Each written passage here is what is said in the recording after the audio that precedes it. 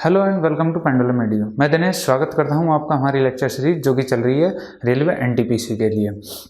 तो इस सीरीज में हमारा जो टॉपिक चल रहा था नंबर सिस्टम, तो आज हम देखेंगे उस नंबर सिस्टम से एक और टॉपिक को, और वो क्या होने वाला है चलिए देखते हैं। तो देखते हैं अपना टॉपिक जो कि है फैक्टर, या कह सकते हैं इसे हम भाजक। ठीक है, तो इस टॉपिक में क्या होता है, आपको नंबर ऑफ फैक्टर्स निकालने होते हैं। ठीक है, कि किसी संख्या को, जैसे कोई संख्या है आपके पास 30, तो हमें ये निकालना होता है। इसमें एग्जाम में पूछ लिया जाता है कि इसके कुल फैक्टर कितने होंगे, यानी कि इसके इस संख्या के कुल भाजक कितने होंगे, या आपसे वहाँ पे पूछ लिया जाता है कि इस संख्या के कितने समभाजक होंगे, यानी कि इवन फैक्टर कितने होंगे इसमें, या आपसे पूछ लिया जाता है कि इस संख्या के कितने विषम भाजक होंगे, यानी कि आपके कितने इस संख्या के ओड फैक्टर होंगे। ठीक है, तो इस टाइप के क्वेश्चन में आपको क्या करना होता है, इस टाइप के क्वेश्चन में आपको किसी भी संख्या को अभाज्य भाजकों के रूप में तोड़ना होता है, यानी कि आपको प्राइम फैक्टर के रूप में उसे डिवाइड करना होता है। ठीक है, तो हमें इसे प्राइम फैक्टर के रूप में डिवाइड करने के लिए क्या करेंगे, हम इसके फैक्टर कर लेते हैं। क्या फैक्टर आते हैं, 15, 3 से डिवाइड किया 5 और 5 से डिवाइड किया 1, यानी कि आपने देखा कि 30 है। मैं इसे कैसे लिख सकता हूँ, 2 गुना 3 गुना 5, यानी कि ये क्या आ गया हमारे पास, ये आ गया हमारे पास अभाज्य भाजक, यानी कि प्राइम फैक्टर। तो इस हमारे जो कंसेप्ट में क्या करना होता है, किसी भी नंबर को प्राइम फैक्टर के रूप में तोड़ना होता है। तो मैं आपके लिए एक बेसिक सी चीज़ लिख देता हूँ। कोई भी हमारे पास नंबर होगा, हमें इसे किस फॉर्म में लिखना है, a की पावर x इंटू बी की पावर y इंटू सी की पावर z। ठीक है, जहाँ ABC क्या है आपके, ABC हैं आपके अभाज्य भाजक, या आप कह सकते हैं प्राइम फैक्टर, और x y z क्या हो जाएंगी, इनकी पावर, या कह सकते हैं आप घात। ठीक है, आपको किसी भी नंबर को इस रूप में तोड़ना होता है। ठीक है, तो हम आपको एक एग्जांपल से समझाते हैं कि आपको क्या क्या चीज़ें निकालनी होती हैं। ठीक है, मैंने एक संख्या ले ली 120। ठीक है, और आपसे पूछा गया क्वेश्चन में कि 120 के कुल भाजक ज्ञात करो, यानी कि क्या ज्ञात करना है आपको, टोटल फैक्टर। टोटल फैक्टर आपको यहाँ पे ज्ञात करने हैं। तो सबसे पहला काम क्या करना है, हमें 120 को प्राइम फैक्टर के रूप में हमें तोड़ना है। तो 120 को कैसे तोड़ेंगे हम प्राइम फैक्टर के रूप में, देखो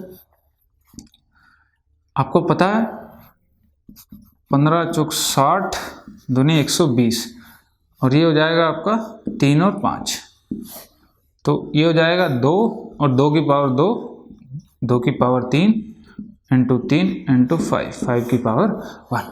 तो आपने 120 को प्राइम फैक्टर के रूप में कैसे तोड़ लिया, लिख लिया। या आप इसे ऐसे कर सकते हैं, अगर प्राइम फैक्टर के रूप में तोड़ना चाहते हैं तो 2 से भाग देंगे आप इसे 60, 2 से भाग दिया 30, 2 से भाग दिया 15, और 3 से भाग दिया 5, और 5 1।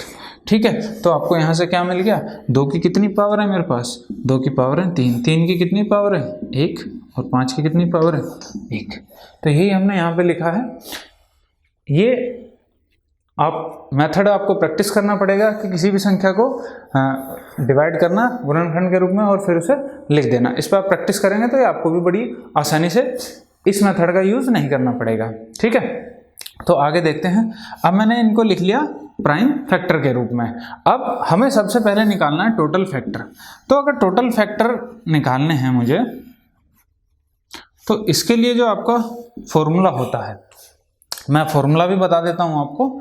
जो फॉर्मूला होता है वो होता है x+1 y+1 और z+1।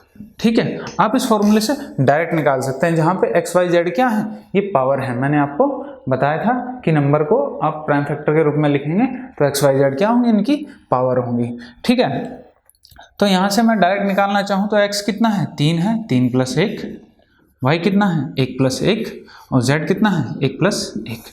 आपने कहा 4 2 2, 4 दूनी 8 दूनी 16। आपने देखा कि इस संख्या के कितने कुल फैक्टर निकल गए, 16। या अब दूसरे मेथड से भी समझा देता हूँ मैं आपको कि आप इसे कैसे पता चला कि आपको कि यहाँ पे 16 फैक्टर, अगर आप फॉर्मूले का इस्तेमाल नहीं करना चाहते हैं, कि आप सीखना चाहते हैं कि हाँ कि मैं कैसे निकाल सकता हूँ, तो वो भी देख लेते हैं हम।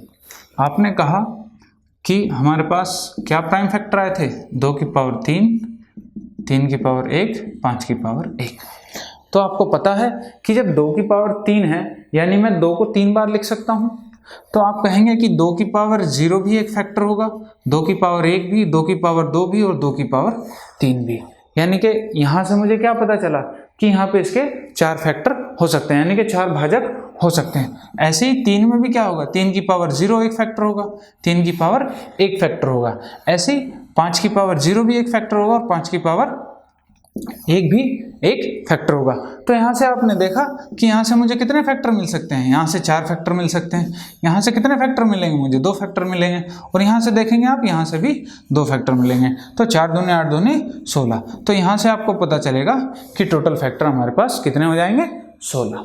ठीक है, आप इस मेथड से भी कर सकते हैं और आप डायरेक्ट फॉर्मूला भी लगा सकते हैं, जो आपको अच्छा लगे आप उस पर प्रैक्टिस कीजिए। ठीक है, तो अब हम देखते हैं कि इसमें और क्या क्वेश्चन आपसे पूछा जा सकता है। मैं संख्या को लिख देता हूँ, 2 की पावर 3, 3 की पावर 1, 5 की पावर 1। ठीक है, तो अब आपसे अगला सवाल इसमें पूछ लिया गया, विषम भाजकों की संख्या।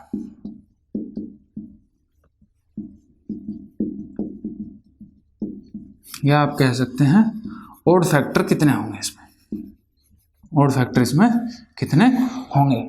अब देखो ओड फैक्टर का क्या मतलब होता है, यानी कि ओड संख्या वो संख्या होती है जो 2 से डिवाइड नहीं होगी। ठीक है, अगर मैं इन फैक्टर में इस 2 को इंक्लूड कर लूंगा या 2 को शामिल कर लूंगा तो आपके फैक्टर क्या बन जाएंगे, आपके फैक्टर सम फैक्टर बन जाएंगे। तो इसलिए मुझे इस 2 को क्या करना पड़ेगा, नेग्लेक्ट करना पड़ेगा। तो आप कहेंगे 2 को मुझे नेग्लेक्ट करना है, तो यहाँ से क्या क्या फैक्टर बन सकते हैं, 3 की पावर 0, 3 की पावर 1, यहाँ से बनेगा 5 की पावर 0, 5 की पावर 1। आपने कहा 2 फैक्टर यहाँ से मिलेंगे मुझे, 2 यहाँ से मिलेंगे, टोटल कितने हो गए, 4 फैक्टर हो गए। ठीक है, यहाँ से आप इसके विषम फैक्टर निकाल सकते हैं। या आप अगर आपको फॉर्मूला लिखना है इसके लिए तो आप ऐसे भी लिख सकते हैं, यहाँ से क्या मिल जाएगा मुझे, y+1 और z+1। तो आपको यहाँ पे x को क्या करना पड़ेगा, नेग्लेक्ट करना पड़ेगा, यानी कि छोड़ना पड़ेगा इसे। क्यों, क्योंकि आपको पता है अगर आप उसमें 2 शामिल कर लेंगे तो 2 क्या है, एक सम संख्या है, तो वो फैक्टर क्या बन जाएंगे, आपके सम फैक्टर बन जाएंगे। ठीक है, तो इसी में अगला क्वेश्चन आपसे पूछ सकता है, नंबर 2, सम फैक्टर, सम भाजक की संख्या, या आप कह सकते हैं इवन फैक्टर। देखो जैसा नाम से हो रहा है कि मुझे सम फैक्टर चाहिए, तो सम फैक्टर के लिए क्या करना पड़ेगा भाई, मुझे कम से कम एक ऐसी संख्या चाहिएगी जो 2 से कटे, यानी कि 2 के फैक्टर को मुझे 1 को ऐड करना पड़ेगा। और 2 का फैक्टर ऐड कब होगा, 1, जब मैं 2 की पावर 1 लूंगा मिनिमम। अगर मैं 2 की पावर 0 ले लेता हूं तो 2 की पावर 0 का क्या हो जाता है, 2 की पावर 0 हो जाती है आपकी 1। तो मुझे कम से कम 1, 2 तो चाहिएगा ना इवन फैक्टर निकालने के लिए। तो आप कहेंगे बिल्कुल चाहिएगा। तो आपको पता है 120 को हमने क्या लिखा था, 2 की पावर 3, 3 की पावर 1, 5 की पावर 1। अब यहाँ से पता है मुझे 2 की कम से कम 1 पावर हमें चाहिएगी, तो हमने कहा 2 की पावर 1 चाहिएगा, 2 की पावर 2 फैक्टर हो जाएगा, 2 की पावर 3 फैक्टर हो जाएगा। ऐसे ही 3 की पावर 0, 3 की पावर 1, 5 की पावर 0, 5 की पावर 1। तो आपने कहा यहाँ से मुझे कितने फैक्टर मिल सकते हैं, यहाँ से मुझे 3 फैक्टर मिल सकते हैं। और यहाँ से कितने फैक्टर मिलेंगे, यहाँ से मुझे 2 फैक्टर मिलेंगे, और यहाँ से भी कितने मिलेंगे, मुझे 2 फैक्टर मिलेंगे। तो आपने कहा 3 दूनी 6 दूनी 12, यानी कि मेरे सम फैक्टर कितने हो गए, 12। या आप यहाँ से भी निकाल सकते थे कि आपने अगर विषम फैक्टर निकाल लिए, विषम फैक्टर कितने आए थे हमारे पास, 4 आए थे, और हमने पहले निकाला हुआ था टोटल फैक्टर। टोटल फैक्टर कितने थे हमारे, टोटल फैक्टर थे 16। 16 में से आप 4 माइनस कर दो तब भी आपको मिल जाएगा वही सम फैक्टर 12। ठीक है, आप किसी भी तरीके से कर सकते हो, आप ये मेथड लगा सकते हो या ये मेथड लगा सकते हो। इसके लिए डायरेक्ट फॉर्मूला भी लिख लेते हैं कि भाई अगर आपको डायरेक्ट फॉर्मूले से याद रखना है उसे, तो क्या रखना है, x इंटू y+1 और z+1, ये आपका इसके लिए फॉर्मूला हो जाएगा। ठीक है, क्यों? क्योंकि मुझे सम संख्या के लिए 2 की कम से कम 1 पावर की जरूरत पड़ेगी। ठीक है, तो यहाँ से मेरे पास क्या क्या पावर हो सकती है? 2 की पावर 0, 2 की पावर 1, 2 की पावर 2, 2 की पावर 3, यहाँ से मेरे पास 4 बन सकती है। तो मुझे इसे छोड़ना पड़ेगा क्योंकि इसकी वैल्यू 1 होती है, जैसा कि मैंने आपको बताया है। तो यहाँ से ये 3 मुझे फैक्टर लेने पड़ेंगे। तो 2 की पावर कितनी है? 3। तो x मुझे एज इट इज लेना पड़ेगा। ठीक है, फॉर्मूले में। चलिए इसमें देखते हैं कि आगे और क्या क्वेश्चन आपसे पूछ सकता है। इसमें अब आपसे पूछ सकता है कि मुझे भाजकों का योगफल बता दो कितना होगा। भाजकों का योगफल यानी कि मैं कह सकता हूं some of factor. Some of factor कितने होंगे? ठीक है, तो यानी कि मुझे सभी फैक्टरों का सम करना है। इसके लिए मैं आपको पहले फॉर्मूला लिखा देता हूं। फॉर्मूला क्या होगा इसके लिए? a की पावर 0, a की पावर 1, a की पावर 2, a की पावर 3 और ये चलता रहेगा a की पावर x तक, इनटू b की पावर 0 प्लस b की पावर 1 प्लस b की पावर 2 और ये चलता रहेगा b की पावर y तक, इनटू c की पावर 0, c की पावर 1, c की पावर 2 और ये चलता रहेगा c की पावर z तक। ठीक है, ये आपका फॉर्मूला है भाजकों का योगफल निकालने का। ठीक है, तो हम प्रीवियस क्वेश्चन को देख लेते हैं। पिछले वाले क्वेश्चन को 120 को हमने लिखा था 2 की पावर 3 और 3 की पावर 1 और 5 की पावर 1। ठीक है, मुझे इस संख्या के कुल भाजक निकालने हैं, यानी कि कुल भाजकों का योगफल निकालना है कितना होगा। ठीक है, तो आपको पता है कि ये a है, a की पावर x, b की पावर y और c की पावर z। ठीक है, तो a की पावर x की वैल्यू मैक्सिमम कितनी है? 3 है। तो मैं यहाँ से स्टार्ट करता हूँ। a की पावर 0 कितना हो जाएगा? 2 की पावर 0 प्लस 2 की पावर 1 प्लस 2 की पावर 2 प्लस 2 की पावर 3 गुना b। 3 की पावर 0 प्लस 3 की पावर 1, ऐसे ही 5 की पावर 0 प्लस 5 की पावर 1। आप कहेंगे यहाँ से 1 प्लस 2 प्लस 4 प्लस 8, यहाँ से 1 प्लस 3, यहाँ से 1 प्लस 5। ठीक है, अब ये कितना हो जाएगा? 8 4 12, 12 और 3 15, 3 और 1 4, 5 और 1 6। तो 15 चौक 60 और 6 छंग 36, 360। ये क्या आ जाएगा आपका? ये आ जाएगा आपका भाजकों का योगफल। जितने भी आपके भाजक होंगे इनका योगफल आ जाएगा। ठीक है, इसी में आपसे कई बार ये भी पूछ लेता है कि भाजकों का गुणनफल बताओ, गुणनफल कितना आएगा। ठीक है, तो उसे भी देख लेते हैं, भाजकों का गुणनफल।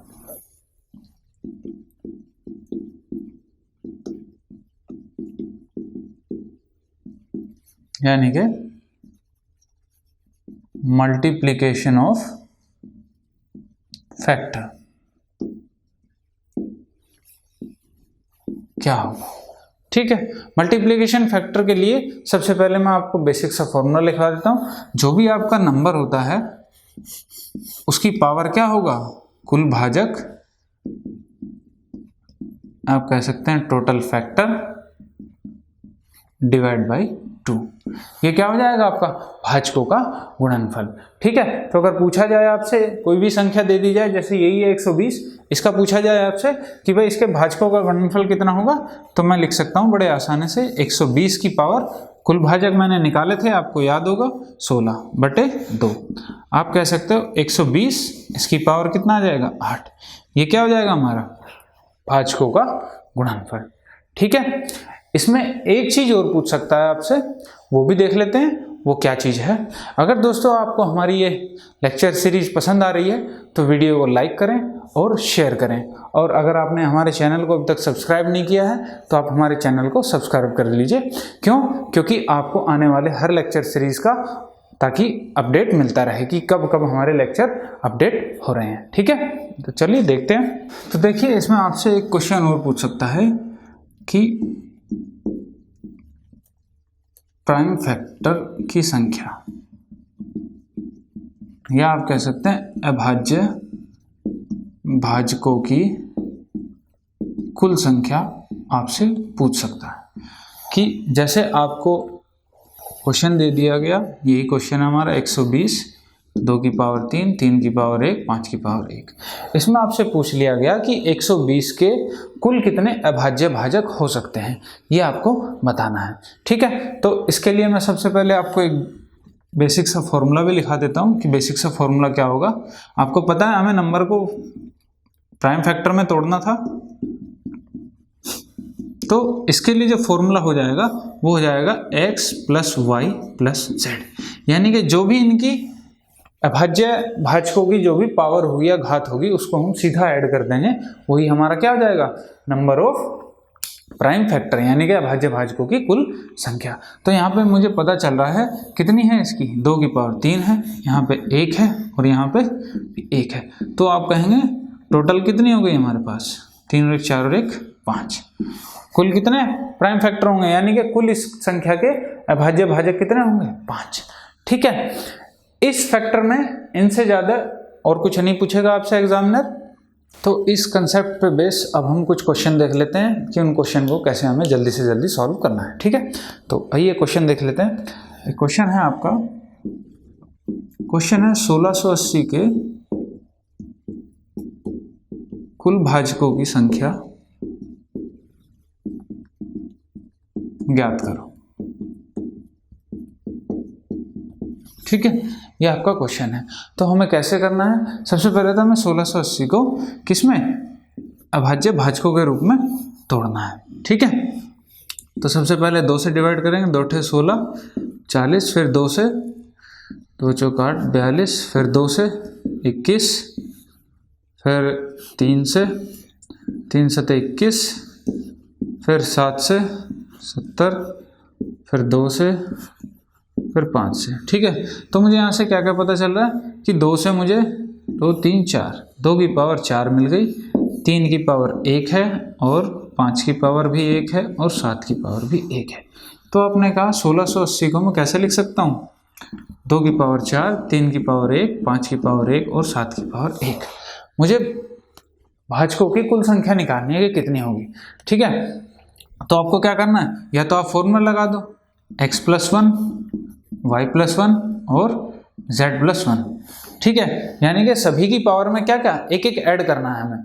ठीक है, तो यहाँ पे क्या है, 2 की पावर कितनी है, 4, 4 में 1 ऐड किया, 3 की पावर 1 में 1 ऐड किया, यहाँ भी 1 में 1 ऐड किया और यहाँ भी 1 में 1 ऐड किया। यहाँ से क्या मिल गया मुझे, 5 2 2 2, 5 दूनी 10, 10 दूनी 20, दूनी 40। यानी कि आप कह सकते हैं कि इसके कुल कितने भाजक होंगे, 40। इस 40 भाजक का मतलब क्या है, 40 ऐसी संख्याएं होंगी जो इस 1680 को काट सकती हैं।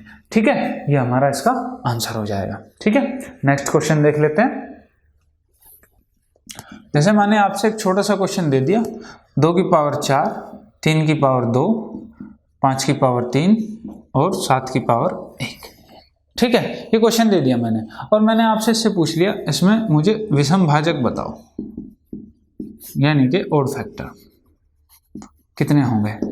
ठीक है, तो ओड फैक्टर में मैंने आपको क्या बताया था कि मुझे 2 को नेग्लेक्ट करना पड़ेगा। क्यों, क्योंकि अगर मैं 2 को ऐड करता हूं तो 2 को ऐड करने से क्या होगा, वो फैक्टर सम हो जाएंगे। ठीक है, तो मुझे इसे सिर्फ इसमें 2 को नेग्लेक्ट करना है। ठीक है, अगर मैं 2 को नेग्लेक्ट कर देता हूं तो यहां से मुझे क्या मिलेगा, 2 + 1, पावर में 1 ऐड करना था, 3 + 1 और गुणा 1 + 1 2। आप कहेंगे 3 4 3, 4 × 12 × 36। 36 आपके पास ऐसे फैक्टर होंगे जो कि क्या होंगे, विषम भाजक होंगे। ठीक है, इस संख्या के कितने फैक्टर बनेंगे, 36। ऐसे इसी क्वेश्चन में आपसे पूछ लिया था समभाजक, समभाजक कितने होंगे, यानी कि इवन फैक्टर। तो इवन फैक्टर के लिए क्या करना था आपको, कम से कम 2 मुझे 1 चाहिएगा, यानी कि 2 की पावर 1 बिल्कुल चाहिएगी। तो 2 की पावर 1 चाहिएगी, तो आपको पता है कि 2 की पावर 0 को मुझे छोड़ना पड़ेगा। अगर मैं 2 की पावर 0 को छोड़ता हूं तो बाकी कितनी, 2 की पावर 1, 2 की पावर 2, 2 की पावर 3, 2 की पावर 4।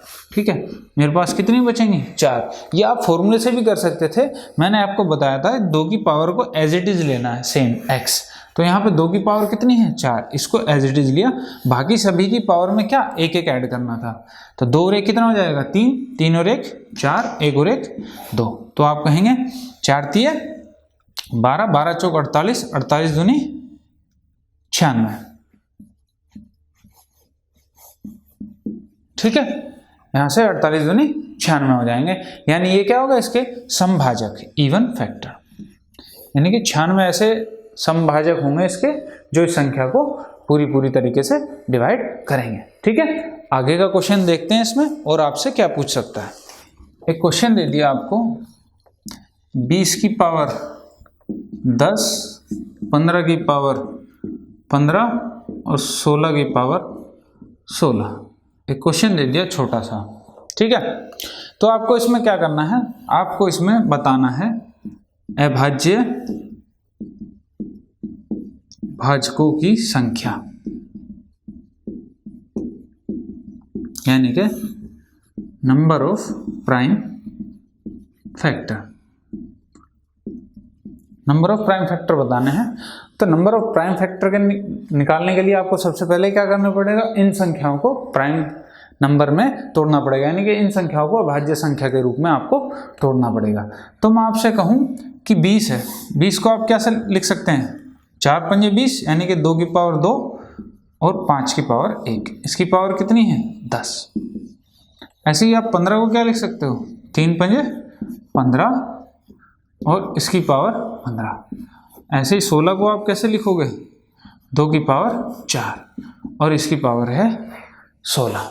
ठीक है, अब इन सभी की पावर है तो ये अंदर मल्टीप्लाई हो जाएंगी, तो 2 की पावर कितनी हो जाएगी यहाँ पे 20, 5 की पावर कितनी हो जाएगी 10, 3 की पावर 15, 5 की पावर 15 और यहाँ से 2 की पावर कितनी आ जाएगी मेरे पास 16 चौक 64। ठीक है, तो आप जो जो कंबाइंड हो रहा है उनको कंबाइंड करें, साथ में लिखें। 2 की पावर 64 है और 2 की पावर 20 है। पावर क्या हो जाती है, अगर बेस सेम होता है तो पावर ऐड हो जाती है। तो आप 64 और 20 करेंगे तो 2 की पावर कितनी मिल जाएगी आपको 84। ऐसे 3 अकेला ही है तो 3 की पावर 15। यहाँ से 5 की पावर 10 है, यहाँ से 5 की पावर 15 है, बेस सेम है तो पावर ऐड हो जाएंगे। तो 5 की पावर 10 और 15 कितनी हो जाएंगी 25। आपने इस संख्या को क्या लिख लिया प्राइम फैक्टर के रूप में, यानी कि अभाज्य भाजकों के रूप में आपने से लिख लिया। ठीक है, अब मुझे क्या निकालना था नंबर ऑफ प्राइम फैक्टर। मैंने आपको बताया था, अगर फॉर्मूला याद हो आपके तो फॉर्मूले से कर सकते हो x + y + z, यानी कि जो भी प्राइम फैक्टर की पावर होगी उनको ऐड करना है। तो यहाँ से 84, 15 और 25 इनको क्या करना था मुझे ऐड करना था। 25 और 15 40, 40 और 84 कितने हो जाएंगे 124 और ये आपका आंसर हो जाएगा। कितने होगा इसके कुल अभाज्य भाजकों की संख्या कितनी आ गई 124। ठीक है, इसमें यही था आपके इस कंसेप्ट में, इनसे ज़्यादा और कुछ क्वेश्चन नहीं बनते हैं इसमें। ठीक है, अगर आपको कहीं पे कोई चीज़ नहीं समझ में आई है तो आप हमें कमेंट करके भी बता सकते हैं। ठीक है, आगे देखते हैं इसमें हम आगे क्या टॉपिक शुरू करने वाले देखते हैं। तो आगे अब हम शुरू करेंगे नंबर सिस्टम से। अगला टॉपिक है हमारा रिमाइंडर, या आप कह सकते हो शेषफल। ठीक है, ये बहुत ही मज़ेदार कंसेप्ट है दोस्तों। ठीक है, इसमें बहुत ही मज़ा आएगा आपको पढ़ने में। तो चलो देखते हैं कि शेषफल से क्या होता है। आपने पढ़ा हुआ है रिमाइंडर में भाज्य बराबर क्या होता है, भाजक गुणा भागफल और प्लस शेषफल। ठीक है, यानी कि मैं आपसे कहूं एक छोटी संख्या है 5, अगर मैं इसे 2 से भाग देता हूं तो 2 दूनी 4 और 1, ये क्या होता है हमारा नीचे वाला शेषफल होता है। ये क्या होता है, ये होता है भागफल और ये क्या होता है हमारा, ये होता है भाजक और ये जो 5 होता है इसे कहते हैं हम भाज्य। ठीक है, तो अगर आपको भाज्य प्राप्त करना है यानी कि 5 चाहिए तो आप इसे कैसे लिखेंगे 2 की 2 में मल्टीप्लाई और +1। ठीक है, 2 दूनी 4 और 1 5। तो आपने कहा ये क्या है मेरा, ये मेरा भाज्य है। 2 क्या है, ये मेरा भाजक है, ये 2 क्या है, ये मेरा भागफल है, और ये क्या है, मेरा शेषफल है। तो यहाँ पे मैंने यही चीज़ें आपके सामने लिखी है। ठीक है, इसी पे बेस्ड कैसा क्वेश्चन बना सकता है एग्जामिनर, वो देख लेते हैं एक बार कि कैसा क्वेश्चन आपका बनता है। जैसे क्वेश्चन दे दिया आपको, छोटा सा क्वेश्चन दे दिया कि किसी संख्या को अगर मैं 899 से भाग करता हूं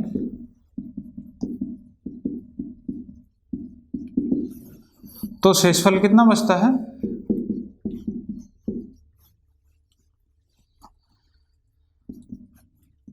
56 बचता है।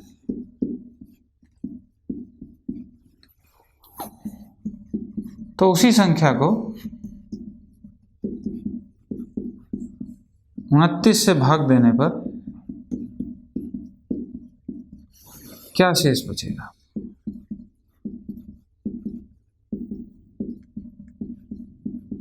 ठीक है, तो सबसे पहले तो मैं इस क्वेश्चन को जो है आपका बेसिक समझा देता हूं कि बेसिक कैसे होता है, कहाँ से आपका शेषफल आता है, ये क्या चीज़ हमें कैसे निकालना है। ठीक है, वो चीज़ देख लेते हैं एक बार थोड़ा सा बेसिक से।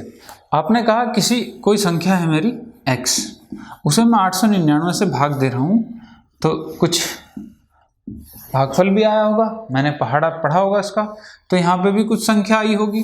ठीक है, फिर मैंने उसे माइनस किया होगा, तो मुझे यहाँ पे जो शेषफल मिला वो कितना मिल गया, 56, यानी कि 56 मुझे क्या मिल गया, यहाँ पे मुझे शेषफल मिल गया। अब आपको बताना है कि अगर मैं उसी संख्या को, अब x को मैं किससे भाग दे रहा हूँ, 29 से भाग दे रहा हूँ, तो मुझे क्या मिलेगा। अगर मैं इस x को लिखना चाहूँ तो मैं कैसे लिखूंगा, मैंने आपको बताया था इसका इसके साथ गुणा और ये ऐड करना है। तो आपने कहा कि भाई 899 गुणा y और प्लस 56, ये मुझे x पता चल गया यहाँ पे।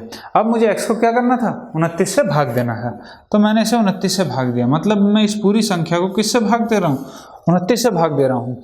अगर मैं इसे 29 से भाग दे रहा हूँ तो मैं इसे अलग अलग पार्ट में भी लिख सकता हूँ, 899 गुणा y प्लस 56 बटे 29 और बटे 29, मैं दोनों को लिख सकता हूँ अलग अलग पार्ट में। ठीक है, आप देखेंगे कि ये 29 से ये संख्या पूरी आपकी कट जाएगी। कैसे, 29 तिया 87 होते हैं और 2 29 31 बार ये संख्या पूरी कट रही है। ठीक है, अब सिर्फ बचा क्या मेरे पास, ये बाद वाली टर्म बची है शेषफल देने के लिए, क्योंकि ये तो आपकी पूरी कट गई है। अगर 29 से मैं इधर टेबल पढ़ता हूँ तो 29 दूनी आपको पता 58 होते हैं, तो 58 ये तो कम है 58 से, यानी कितनी कम है, 2 कम है। ठीक है, 2 कम है तो शेषफल कितना बच जाएगा मेरा, 27। तो यहां से मुझे पता चल गया कि मेरा शेषफल कितना आ गया, 27। ठीक है, तो यहां से हमने क्या सीखा इस बेसिक मेथड से कि भाई अगर मुझे इस टाइप का क्वेश्चन आता है कि किसी संख्या को भाग देने पे 56 बच रहा है, यानी ये क्या है, उसका शेषफल है, तो उसी संख्या को अगर मैं कैसी संख्या से भाग देता हूं तो मेरे पास क्या शेष बचेगा, तो मैं सीधा क्या करूंगा, इस 29 से उस बचे हुए शेषफल को ही भाग दे दूंगा, तो मुझे मेरा आंसर वहीं पे पता चल जाएगा। तो 56 को मैंने 29 से भाग दिया तो मुझे शेषफल कितना मिल गया, 27। ठीक है, अब इस पे एक क्वेश्चन और देख लेते हैं कि कैसे होता है। आपको एक छोटा सा क्वेश्चन रिवाइज कराने के लिए देख लेते हैं। किसी संख्या को मैं 72 से भाग देता हूँ, ठीक है, तो मेरे पास जो शेषफल बचता है, मैंने कहा मेरे पास शेषफल बच गया 56। मैंने पूछा आपसे कि अगर मैं उसी संख्या को 12 से भाग दूं, अब इसी संख्या को मैं 12 से भाग दे रहा हूं, तो मुझे बताना है कि शेषफल कितना होगा। ठीक है, तो मैंने आपको बताया था कि डायरेक्ट जो शेषफल बचा आप उसी को भाग दे लें। क्यों, क्योंकि आपको ये पता है कि ये संख्या 12 से पूरी कटेगी। ठीक है, तो मैं 56 को 12 से भाग दे के देख लेता हूँ। तो आपको पता है 12 चौक होते हैं 48, तो यहाँ शेषफल कितना बच जाएगा, 8, और यही आपका आंसर हो जाएगा। ठीक है, अब इसमें आगे देख लेते हैं किस किस टाइप के क्वेश्चन बनते हैं आपके, या क्या क्या कंसेप्ट आपका इसमें इस्तेमाल होता है। देखिए दोस्तों, अगर कोई संख्या है a की पावर n प्लस b की पावर n, ठीक है, अगर मैं इसे a प्लस b से भाग देता हूं तो मुझे क्या क्या शेषफल मिल सकता है, इस चीज को डिस्कस कर लेते हैं एक बार। अगर यहाँ पे n हमारा क्या हो जाए, n हो जाए हमारा विषम संख्या, या आप कह सकते हैं ऑड नंबर, तो हमारा शेषफल क्या बचेगा, जो है 0 बचेगा। इस बात को समझ लेते हैं कि 0 कैसे बचता है। ठीक है, मैं आपसे छोटी सी बात समझाता हूँ कि जैसे मैंने a की पावर, मुझे विषम लेनी है तो मैं 3 ले लेता हूँ, ऐसे ही मैंने यहाँ b की पावर 3 ले ली। ठीक है, नीचे है आपका a प्लस b। तो आप a की पावर 3 और b की पावर 3 का अगर फॉर्मूला खोलेंगे तो आपको क्या मिलेगा, a plus B into A square plus B square और माइनस ए बी। ठीक है, तो आप देखेंगे कि ये a प्लस बी से पूरा पूरा कट जा रहा है। अगर ये कट गया तो यहाँ पे शेषफल क्या बचेगा मेरा, यहाँ पे शेषफल मेरा बचेगा 0। ठीक है, 0। तो आप कहेंगे कि a की पावर n b की पावर n, अगर नीचे a प्लस बी दिया है तो आपसे अगर शेषफल पूछा गया है तो उसका शेषफल कितना होगा, 0 होगा। ठीक है, ऐसे ही a की पावर n प्लस b की पावर n बटा a प्लस बी, जहां n जो है अगर सम हो जाता है, सम संख्या, ठीक है, तो आप कहेंगे कि a स्क्वायर हो गया, b स्क्वायर हो गया अपॉन a प्लस बी हो गया। तो यहाँ से आप देखेंगे कि अगर सम संख्या हो जाती है a plus A square plus B square, तो आप इसका कोई भी आप फॉर्मूला नहीं लगा सकते। ठीक है, तो अगर नहीं लगा सकते तो इस पे बेस्ड आपका क्वेश्चन नहीं बनेगा। ठीक है, और कहाँ से क्वेश्चन बन सकता है, अगर आप a की पावर n माइनस b की पावर n करते हैं और नीचे a माइनस b लिखते हैं। ठीक है, a माइनस b लिखते हैं। तो अब देखो, मुझे शेषफल पता करना है, क्या क्या हो सकता है शेषफल। ठीक है, सबसे पहले मैं n को क्या लेता हूँ, n ले लेता हूँ मैं यहाँ पे सम संख्या। अगर मैं n सम संख्या लेता हूँ तो सम संख्या लेने पे आपको पता है कि आप a square minus B square अगर करते हैं तो आपको एक तो a माइनस बी फैक्टर मिलता है और एक प्लस बी फैक्टर मिलता है। तो आप कहेंगे कि ये नीचे तो a माइनस बी है, तो a माइनस बी से a माइनस बी पूरा पूरा कट जाएगा। अगर n सम संख्या है तो शेषफल कितना हो जाएगा, शेषफल हो जाएगा 0। ठीक है, अब अगर मैं n विषम संख्या लेता हूं, अगर मैं n विषम संख्या लेता हूं, a माइनस बी की पावर n है अपॉन a माइनस बी है। तो अगर मैं यहाँ पे विषम संख्या ले लेता हूं तो मैं a की ले लेता हूं, तो a माइनस बी, ये भी क्या हो रहा है, इससे पूरा पूरा कट रहा है। तो आप कहेंगे अगर विषम संख्या है तब भी क्या होगा, मेरा शेषफल 0 होगा। ठीक है, अब आगे देख लेते हैं और क्या क्या आपसे एग्जामिनर इसमें क्या क्या बना सकता है क्वेश्चन। देखिए, इसी में आपसे ये भी पूछ सकता है a की पावर n अपॉन b की पावर n अपॉन अगर a प्लस बी दिया हो, तो अगर n बराबर क्या है आपकी सम संख्या, अगर n बराबर सम संख्या है तो मैंने आपको बताया था कि a square minus B square है, तो इसके दो फैक्टर बनते हैं, a माइनस बी और a प्लस बी। अगर यहाँ पे a प्लस बी भी आ रहा है तब भी आपका शेषफल क्या होगा, शेषफल आपका 0 हो जाएगा। ठीक है, इन पे बेस्ड 2-3 क्वेश्चन देख लेते हैं कि आपको किस किस टाइप का आपसे क्वेश्चन पूछा जा सकता है। ठीक है, तो सबसे पहले क्वेश्चन ले लेते हैं हम। मैंने ले लिया आपसे क्वेश्चन 15 की पावर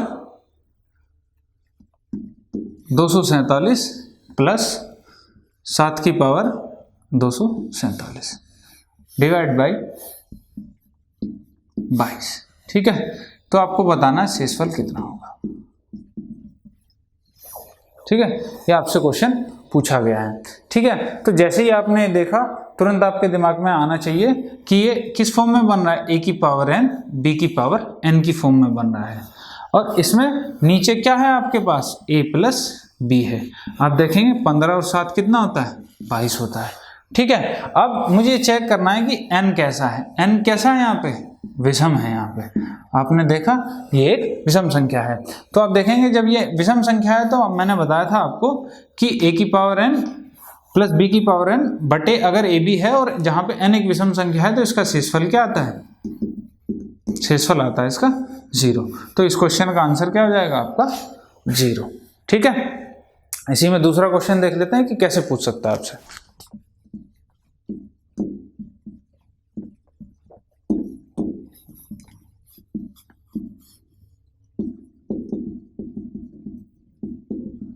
आपको एक क्वेश्चन दे दिएगा 17 की पावर 37 है, 29 की पावर 37 है और डिवाइड बाय 23 है, तो आपको बताना है कि इसका शेषफल कितना होगा।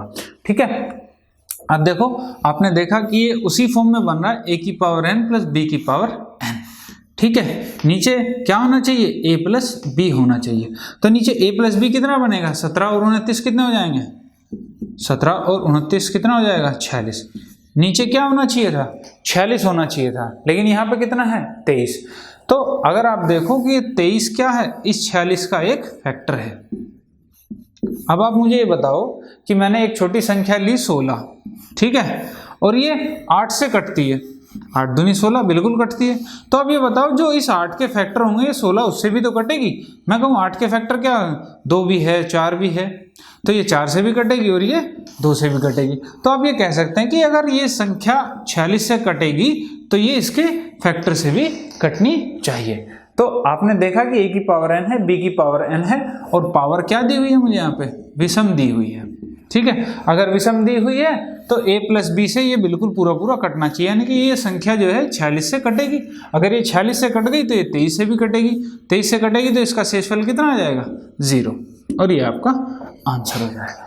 ठीक है, इसमें इतनी सी बात थी समझने की कि कई बार यहाँ पे वो एग्जाम में फैक्टर दे देता है संख्या के, तो आपको घबराना नहीं है बिल्कुल भी, आप बड़े आराम से क्वेश्चन करेंगे, हर टाइप का क्वेश्चन समझाएंगे, कहाँ से क्या चीज़ पूछ सकता है या किस किस टाइप का आपसे क्वेश्चन बन सकता है, हर टाइप का क्वेश्चन डिस्कस करेंगे यहाँ पे, आप कहीं मत जाइएगा। तो आइए देखते हैं अगला टाइप इसमें क्या हो सकता है।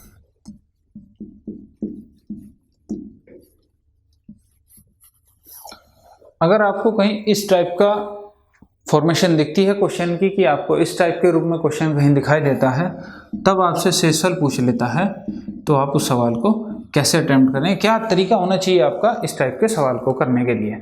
ठीक है, यानी कि आपको कहीं ऐसी फॉर्म में दिखाई दिया a प्लस 1 की पावर n अपॉन a, यानी कि मैं अगर इसे कहना चाहूँ कि आप लिख सकते हो, एक क्वेश्चन को समझा देता हूँ मैं, 36 प्लस 1 और इसकी पावर मैंने दे दी आपको 36। ठीक है, तो आप इसे कैसे करेंगे। अब देखो यहाँ पे आपने देखा कि इस फॉर्म में है, ये सेम इसी फॉर्म में यहाँ से क्वेश्चन है आपका, तो आपको इसका पहले मैं शेषफल बता देता हूँ कि इसका शेषफल कितना आएगा, 1 आएगा यदि n क्या हो, हमारी सम संख्या हो,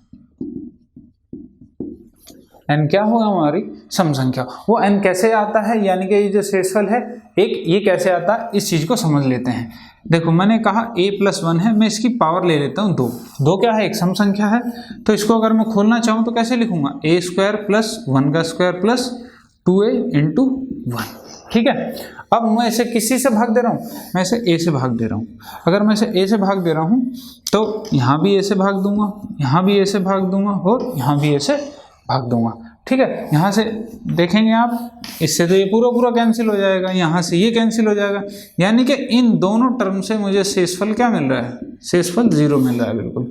अगर यहाँ से बिल्कुल शेषफल मुझे 0 मिल रहा है तो आप देखेंगे मेरे पास कौन सी टर्म बची है, ये, यानी कि 1/a। अगर मैं किसी संख्या 1 को किसी भी संख्या से भाग देता हूँ तो मुझे शेषफल क्या मिलता है, वही संख्या मिलेगी ऊपर वाली 1। ठीक है, जैसे आप 1 को अगर 2 से भाग दे रहे हो तब भी 1 शेषफल मिलेगा, 1 को आप 3 से भाग दे रहे हो तब भी 1 शेषफल मिलेगा, या 1 को 100 से भी भाग दे रहे हो तब भी आपको 1 ही शेषफल मिलना है। ठीक है, तो यहाँ से मुझे क्या पता चल गया, अगर a प्लस 1 की पावर n की फॉर्म डिवाइड बाई a है तो आपको शेषफल कितना मिलेगा, 1 मिलेगा। तो यहाँ से अगर मैं कहना चाहूँ कि यहाँ से शेषफल कितना आएगा, तो आप कहेंगे यहाँ से मेरा शेषफल 1 ही आएगा। ठीक है, तो यहाँ से ये आपका आंसर हो जाएगा। इसी में दूसरा टाइप कैसे आ सकता है, a माइनस 1 की power n divide by a। यहाँ से आपसे पूछ लिया जाए कि इसका शेषफल क्या होगा।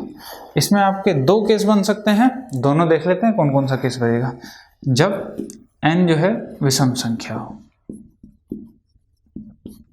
विषम संख्या का मतलब है 1 2 1 3 5 7 ऐसी फॉर्म में आपकी पावर हो,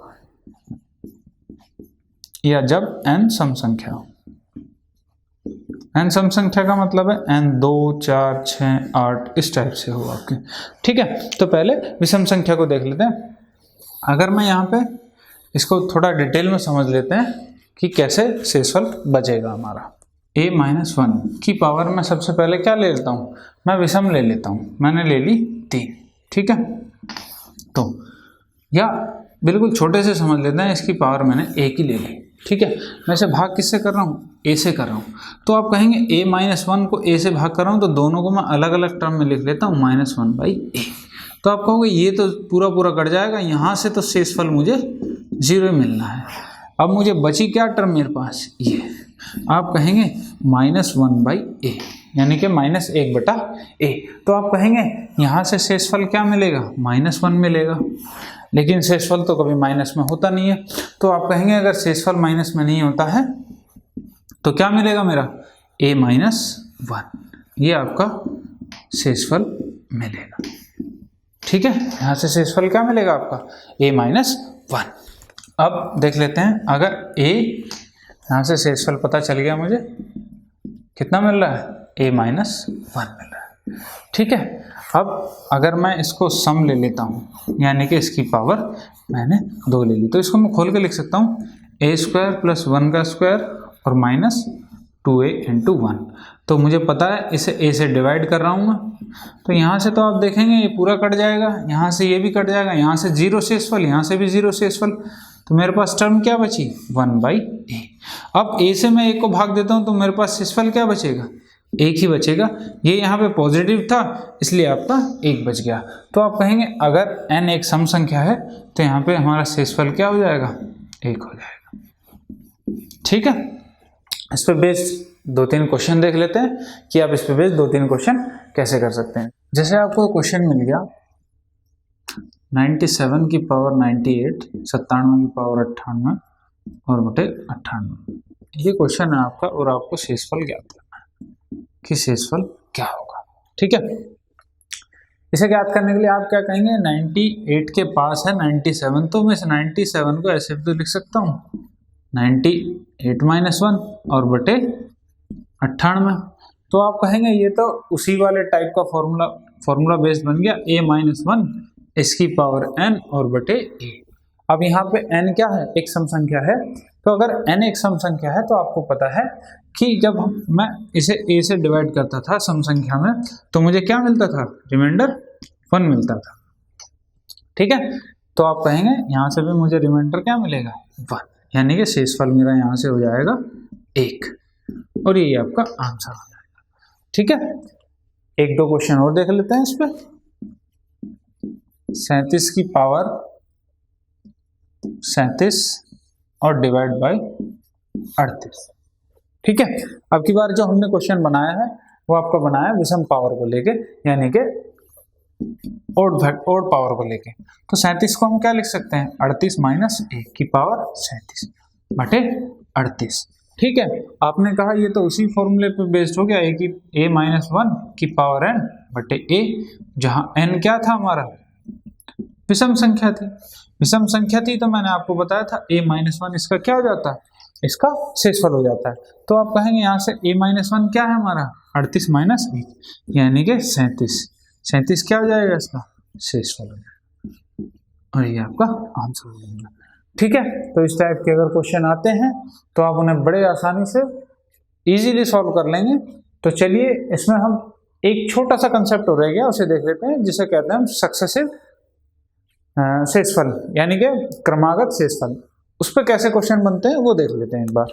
तो चलिए देखते हैं, एक छोटा सा कंसेप्ट जो बच गया हमारा रिमाइंडर थ्योरम में, वो है हमारा सक्सेसिव रिमाइंडर, यानी कि क्रमागत शेषफल।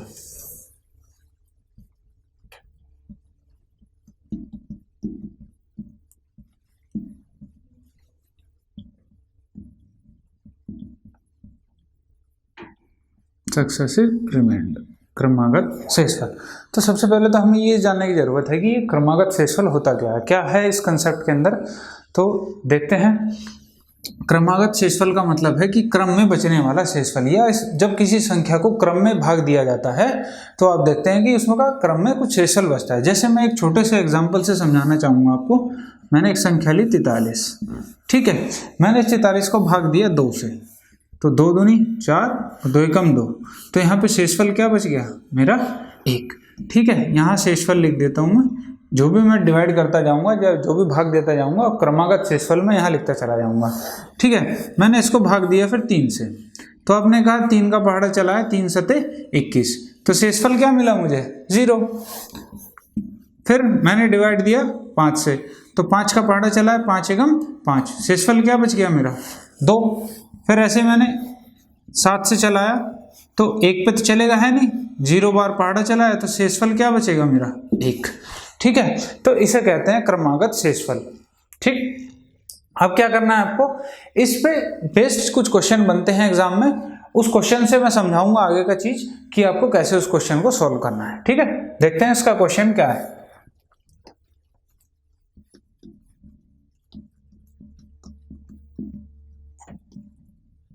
किसी संख्या को क्रमागत 2, 3, 5 से भाग देने पर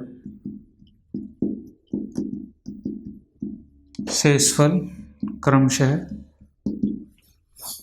1, 2 में 4 बचता है, तो उसी संख्या को 9 से भाग देने पर क्या शेष बचेगा, ये आपसे पूछा गया है। ठीक है, यानी कि किसी एक संख्या को मैं 2, 3 से भाग करता हूं, जैसे मैंने यहाँ पे किया था 2, 3, 5 से और 7 से, ऐसे ही मैंने भाग दिया और शेषफल मुझे 1, 2 और 4 मिलता है। ठीक है, तो आपसे पूछा गया अगर उसी संख्या को मैं 9 से भाग देता हूं तो मुझे शेषफल क्या मिलेगा। चलिए देखते हैं इसको।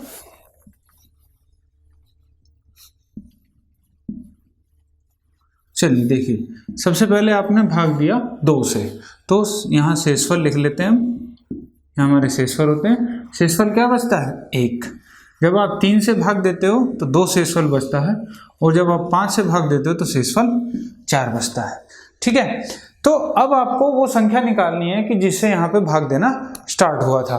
तो आप क्या करेंगे कि भाई मैं लास्ट में मान के चलता हूँ कि भाई जो मेरा 4 शेषफल बच रहा है, कि ये मैंने जब 5 का टेबल इस पर किसी संख्या पे चलाया होगा तभी तो मेरा शेषफल 5 आया होगा, 4 आया होगा। जैसे मैं आपसे कहूँ कि मैं 21 पे अगर 5 का टेबल पढ़ा होगा तो 5 चौक 20, 1 शेषफल, यानी कि मैंने 5 को 4 बार गुणा किया और तभी तो मेरा 1 शेषफल बचा।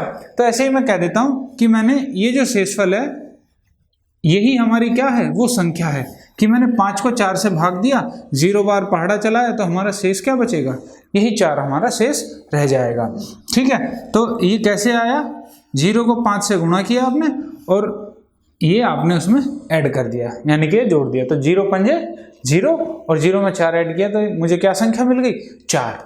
उसके बाद ऐसे ही चलना है आपको, 4 को गुणा करना है 3 से, 4 तिया 12, 12 में आपको क्या जोड़ना है 2, तो आपको क्या मिल जाएगा यहाँ पे 14। ऐसे ही सेम आगे का प्रोसेस, 14 दूनी 28, 28 में 1 जोड़ दिया 29, तो आपको एक संख्या मिल गई 29। ये 29 वो संख्या है जो सबसे छोटी है, यानी कि 29 ऐसी संख्या है जिसको 2, 3, 5 से अगर मैं क्रमागत भाग दूंगा तो 1, 2, 4 मुझे उसके शेषफल मिलेंगे। इससे बड़ी भी संख्याएं हो सकती हैं, ऐसी बहुत सारी संख्याएं हो सकती है, लेकिन इससे छोटी ऐसी कोई संख्या नहीं होगी जिसको आप 2, 3, 5 से भाग दो और आपको 1, 2, 4 रिमाइंडर मिल जाए, यानी कि 1, 2, 4 आपको शेषफल मिल जाए। इससे बड़ी संख्याएं बहुत हो सकती हैं। ठीक है, तो हम यहाँ पे क्या निकालते हैं, सबसे छोटी संख्या हमने निकाल ली। अब आपको पूछा क्या गया था क्वेश्चन में कि उस संख्या को अगर मैं 9 से भाग देता हूँ तो शेषफल क्या मिलता है, तो आप कहेंगे 9 तिया 27 और यहाँ पे मुझे 2 शेष मिल गया और यही आपका आंसर होगा। ठीक है, तो रिमाइंडर से इतने टाइप के सवाल ही आपके एग्जाम में पूछे जा सकते हैं। ठीक है, इनसे ज़्यादा आपको करने की ज़रूरत नहीं पड़ेगी, इनसे ज़्यादा एग्जामिनर आपसे पूछेगा भी नहीं। तो इसके बाद देखते हैं हम अपना अगला टॉपिक जो है हमारा नंबर ऑफ जीरोज फाइंड करना, number of zeros at the end of expression. ठीक है, यानी कि किसी भी व्यंजन के अंत में कितनी जीरो आ सकती हैं उस पे हम अब आपको लेके चलते हैं, देखते हैं कि कैसे हम उस टाइप के क्वेश्चन को आप निकाल पाएंगे। ठीक है, व्यंजन के अंत में 0 निकालना। ठीक है, अब इसे मैं एक एग्जाम्पल से समझाता हूँ, छोटे से एग्जाम्पल से लेते हैं। जैसे मैंने एक संख्या ले ली 1 गुणा 2 गुणा 3 गुणा 4 गुणा 5। ठीक है, मैंने आपसे पूछ लिया कि अगर मैं इन संख्याओं को गुणा करता हूँ तो बताइए उस जो मुझे संख्या प्राप्त होगी उसके आखिरी में कितनी जीरो आ सकती है। तो आपने कहा कि भाई मैं अगर गुणा करता हूँ 5 चौक 20, 20 दिया 60, 60 दूनी 120। आपने कहा कि मेरे पास सिर्फ एक जीरो आई पूरी एक्सप्रेशन में। ठीक है, तो आपने कहा भाई यहाँ पे मुझे एक जीरो मिली है, तो आप कहते हो कि एक जीरो, इस 120 को मैं ऐसे भी तो लिख सकता हूँ 12 गुणा 10। तो आप कह सकते हो कि भाई जीरो मुझे तभी मिलेगी जब मुझे 2 और 5 की गुणा होगी। ठीक है, जब 2 और 5 की गुणा होगी तभी आपको एक जीरो मिल सकती है। तो हम इससे ये कह सकते हैं कि भाई मैं अगर इसमें ये पता कर लूँ अपने सवाल में कि भाई मेरे पास 5 कितने होंगे और 2 कितने होंगे, तो मुझे ये भी पता लग सकता है कि इसमें मुझे जीरो कितनी हमारे सवाल में होंगी। जैसे मैं आपको कह दूं कि 2 की पावर 2 है और गुणा 5 की पावर 3 है। ठीक है, तो आप कहोगे कि यहाँ पे 2 तो 2 है और 5 3 है, तो मैं कितनी जीरो बना सकता हूँ? आप कह सकते हो कि 1 2 के साथ 5, 1 2 के साथ 5, 1 2 के साथ 2, मेरे पास 2 ही है।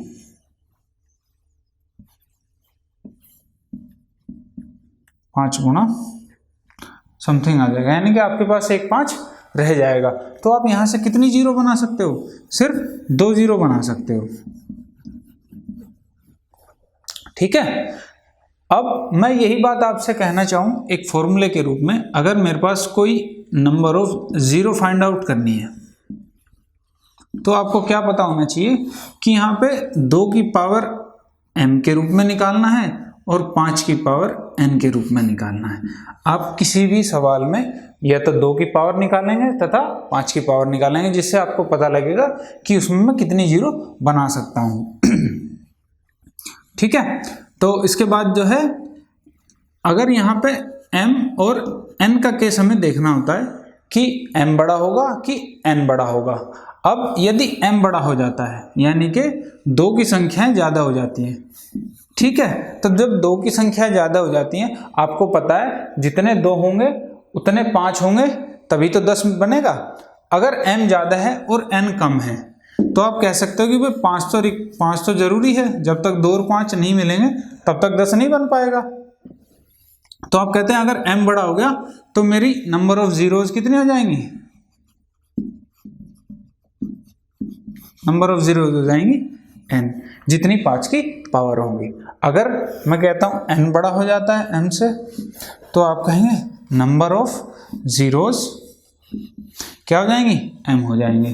क्योंकि आप जानते हो कि भाई कोई भी एक चीज़ ज़्यादा होगी या एक कम होगी, लेकिन जीरो तो तभी बनेगा जब दोनों की दोनों आपस में मिलेंगे। ठीक है, तो इस बात को ध्यान करके रखना है आपको। इस पर बेस हम एक क्वेश्चन कर लेते हैं, देखते हैं क्या है वो क्वेश्चन। जैसे आपको एक छोटा सा सवाल दे दिएगा 125 गुणा 16 गुणा 64 गुणा 36 और गुणा 35 और गुणा 45। आपसे पूछा गया कि भाई इसमें जो है मुझे ये बता दो इस टर्म में नंबर ऑफ जीरोस कितनी आएंगी, यानी कि इस व्यंजन के अंत में कितनी जीरो हमारे पास उपलब्ध होंगी। तो आपने कहा कि भाई ऐसे तो मैं पता नहीं कर सकता कि यहाँ पे नंबर ऑफ जीरोस कितने आ जाएंगे। हाँ, मैं तब पता कर सकता हूँ जब मुझे ये पता चल जाए कि इसके अंदर 2 कितने होंगे और 5 कितने होंगे। तो हम यही चीज़ निकाल लेते हैं। भाई 5 आपको कहाँ मिलेगा? एक तो 125 में मिलेगा। 125 में आप कहेंगे 5 की पावर 3 होती है ये। ठीक है, अब यहाँ पे 16 है, आपको पता है 2 की पावर 4 16 होती है। अब पहले 5 ही देख लेते हैं कहाँ कहाँ मिलता है हमें। 7 पंजे 35 होता है, तो यहाँ पे 5 की पावर 1 मिलेगी मुझे। ठीक है, उसके बाद 45 में भी 9 पंजे 45 होता है, 5 की पावर 1 मिलेगी मुझे। तो मैं ये देख लेता हूँ कि मुझे 5 की पावर कितनी मिल गई। यहाँ पे 3 यहाँ पे मिल गई, 1 यहाँ 1 यहाँ, तो टोटल कितनी हो गई? 5 की पावर 5 मेरे पास अवेलेबल है। ठीक है, क्योंकि 5 की मुझे 5 ही पावर मिल सकती है। अब मैं 2 की देख लेता हूँ, 2 की पावर 4 यहाँ पे है, 64 है, तो 2 की पावर 6 मुझे यहाँ से मिल जाएगी। आप कहोगे 4 और 6 10 तो यहीं से हो गई। तो अब केस कौन सा बन गया, यानी कि 2 की पावर जो है वो ज़्यादा है आपकी 5 की पावर से। लेकिन आपको पता है कि जब तक दोनों साथ साथ नहीं मिलेंगे तब तक जो है आपकी 0 नहीं बनेगी। तो इस केस में क्या हो जाएगा, आप 5 ही 0 बना पाएंगे, क्योंकि आपके पास 5 केवल 5 ही अवेलेबल है। तो इनके साथ 2 ही, जो 2 हैं वो 5 ही मिल पाएंगे, इससे ज़्यादा नहीं मिल पाएंगे। तो आपका आंसर क्या हो जाएगा, 5। ठीक है, इस पे ऐसा क्वेश्चन तो बनता ही बनता है, साथ में देखते हैं इस पर कुछ अलग क्वेश्चन कैसे बन सकता है। जैसे एक सवाल दे दिया आपको 3, 6, 9, 12, 15, 18 और ये चलता चला गया, और ये सवाल दे दिया आपको 666। इस सीरीज का अंतिम पद क्या दे दिया, 666। अब आपको ये पता करना है कि भाई इस पूरी सीरीज की मल्टीप्लाई करने के बाद, ये गुणा करने के बाद इस एक्सप्रेशन में कितनी 0 आ जाएंगी। ठीक है, तो अब अपना दिमाग लगाइए, आप इस सवाल में क्या तरीका इस्तेमाल करेंगे इसे सॉल्व करने के लिए। आपको देखते ही सवाल को पता लग रहा है कि भाई ये 3 का मल्टीपल चल रहा है, यानी कि 3 की सीरीज चल रही है। तो मैं क्या कर सकता हूँ, इसमें से 3 में कॉमन ले सकता हूँ। अगर मैं 3 कॉमन ले लेता हूँ तो यहाँ क्या आएगा, 1 गुणा 2 गुणा 3 गुणा 4, और ये कहाँ तक चलती रहेगी, 2 2 2। आपने कहा कि भाई 3 मैंने कॉमन ले लिया और ये 222 तक पहुंच गई, तो लेकिन ये 3 सब में से क्या आया होगा, कॉमन आया होगा। तो आप कहेंगे 3 की पावर यहाँ पे 222 हो जाएगी, क्योंकि 222 टर्म है ये, तो 222 बार ही 3 बाहर आया होगा। ठीक है, अब मुझे पता चल गया कि भाई यहाँ पे ये मेरे पास एक रेगुलर सीरीज मिल गई कि 1 2 3 4 5 6 7 8 9 10। तो अब रेगुलर सीरीज के लिए एक छोटी सी ट्रिक है, आप याद रखें कि जो भी अंतिम अंक होगा उसका, जो भी अंतिम अंक होगा उस अंतिम अंक को क्या करना है आपको, उसमें 5 पता करने के लिए उसे 5 से भाग दे देते हैं। जब इसे 5 से आप भाग देंगे तो कितनी बार चलेगा, 5 चौक 20, बच गया 2 22, 5 चौक 20, 44 बार पूरा चला। जो आपका शेषफल बचता है, शेषफल को रहने दे, शेषफल को हमें लिखना नहीं है, ना ही हमें शेषफल से कोई मतलब है। अब फिर से 5 से डिवाइड करते हैं, 5 से कितनी बार जाएगा, 5 8 40, 4 शेषफल बच गया, 4 से हमें कोई मतलब नहीं है। फिर 5 से करते हैं, 5 एकम 5। क्या एक पे भी पहाड़ा चल सकता है 5 का, नहीं चलेगा। तो इससे आगे जहां तक पहाड़ा चलता है वहां तक चलाना है, उसके बाद हमें छोड़ देना है। तो अब हमें ये पता चल जाएगा यहाँ से कि इसमें 5 कितने अवेलेबल होंगे। आपने कहा ये जो संख्या है, अगर मैं इनको जोड़ देता हूँ, 44 और 8 52 और 1 53, तो मुझे इसमें यानी कि 1 से लेके और 22 तक के गुणा में मुझे 5 कितनी बार मिलेगा, 53 बार मिलेगा। ठीक है, और ऐसे ही मैं इसमें 2 भी निकाल लेता हूं कि मुझे 2 कितनी बार मिलेंगे। आप देखेंगे 222 में 2 निकालें तो 1 1 1, 2 से करते हैं 2 पंजे 10, 1 2 पंजे 10। आप देख पा रहे होंगे कि यहीं पे मुझे 111 तो यहीं मिल गए हैं, 55 यहाँ मिल गए हैं। आगे भी कर लेते हैं, 2 दूनी 4, 1 2 सत्ते 14, 27 यहाँ मिल गया। तो आप देखेंगे 2 तो मेरे पास बहुत ज़्यादा अवेलेबल है, लेकिन 5 कितने अवेलेबल हैं, मेरे पास सिर्फ 53 5 हैं। तो आप कहेंगे सिर्फ 53 ही 2 ऐसे होंगे जो इनके साथ आके मिल सकेंगे। तो जब इनके साथ आके मिल सकेंगे तो आप कह सकते हो कि इस एक्सप्रेशन में सिर्फ 53 0 ही आ सकती हैं। ठीक है, इससे ज़्यादा 0 आप इसमें नहीं बना सकते। ठीक है, ये इसका सवाल का आंसर होगा। ठीक है, यही आपको लगाना है किस चीज़ पे। जैसे आपको पता है कि आपके आजकल क्वेश्चन फैक्टोरियल पे भी आ रहे हैं, तो एक छोटा सा क्वेश्चन जो है फैक्टोरियल पे भी देख लेते हैं। ठीक है, फैक्टोरियल पे देख लेते हैं पहले एक क्वेश्चन। चलिए, आपको पता है फैक्टोरियल क्या होता है। जैसे मैं कहूँ आपसे 5 फैक्टोरियल, 5 फैक्टोरियल क्या होता है, 5 गुणा 4 गुणा 3 गुणा 2 गुणा 1। तो ये क्या होता है आपका 5 फैक्टोरियल। आपको पता है फैक्टोरियल में भी कंटिन्यूस गुणा होती है। वहाँ पे मैंने लास्ट वाली सीरीज में भी आपको बताया था, जब आपकी सीरीज कंटिन्यूस हो जाए तो उसमें हम डायरेक्ट भाग कर सकते हैं। तो ऐसी फैक्टोरियल में भी क्या करते हैं, हम डायरेक्ट भाग कर सकते हैं। तो ऐसे ही आपसे पूछा जाए कि एक सवाल दे दिया गया आपको 111 का फैक्टोरियल, आपको बताना है इसको जब फैक्टोरियल को हम खोलेंगे तो उस व्यंजन के अंत में हमारे पास कितनी जीरो होंगी। ठीक है, तो इसे देख लेते हैं। 111 को अगर खोलते हैं तो आपको पता है 111 गुना 110 गुना 109 और ये इस तरीके चलती रहेगी जब तक आपका 1 नहीं आ जाता। इस पूरी सीरीज में देखना है। तो हम क्या करते हैं, डायरेक्ट हमें पता चल गया कि ये वाली वही सीरीज है जो हमने पिछली बार क्वेश्चन किया था। तो आप सीधा क्या करेंगे, 111 को भाग देंगे किससे, सीधा 5 से भाग देंगे। जब आप 5 से भाग देंगे, 5 दूनी 10 और 5 दूनी 10 22, 5 से 5 चौक 20। क्या 4 में भाग दे सकते हैं हम, नहीं, 4 में हम भाग नहीं दे सकते। ठीक है, तो हमें पता चल गया 22 और 4 26। मेरे पास यहाँ पे 26 5 अवेलेबल होंगे। जब मेरे पास 26 5 अवेलेबल हैं तो 2 तो मुझे पता है इससे ज़्यादा ही ज़्यादा होंगे। क्यों, क्योंकि अगर मैं 111 को 2 से भाग देना चाहूँ तो आप कहोगे 2 पंजे 10 और 2 पंजे 10, 55 तो मुझे यहीं से मिल रहे हैं। तो जब 55 मुझे यहाँ से मिल गए हैं तो मुझे आगे ये पता करने की ज़रूरत नहीं है कि 2 कितने होंगे इसके अंदर।